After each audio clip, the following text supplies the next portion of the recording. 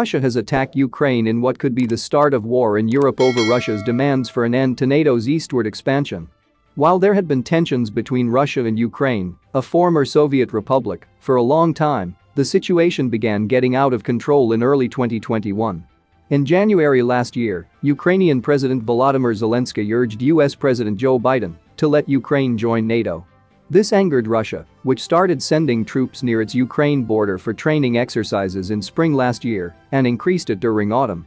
By December, the US began hyping up the deployment of the Russian troops, and President Biden warned of severe sanctions if Russia invaded Ukraine. Russia has demanded that the West gives a legally binding guarantee that NATO will not hold any military activity in Eastern Europe and Ukraine. Vladimir Putin claims Ukraine is a puppet of the West and was never a proper state anyway. This is not the first time tensions between Russia and Ukraine has reached a boiling point.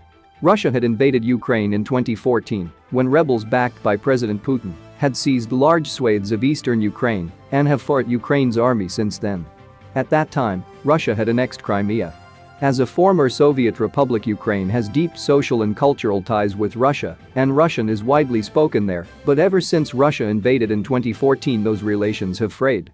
Russia attacked Ukraine when its pro-Russian president was deposed in early 2014. The war in the east has since claimed more than 14,000 lives. Russia and Ukraine had signed the Minsk peace accord to halt the armed conflict in East Ukraine, including the Donbas region. But as the conflict has continued, Russia says it is sending peacekeepers to the region where the conflict is brewing. The West calls it a smokescreen by Moscow to occupy sovereign territory. The new tension between Russia and Ukraine, which also borders the European Union, has repercussions for the EU.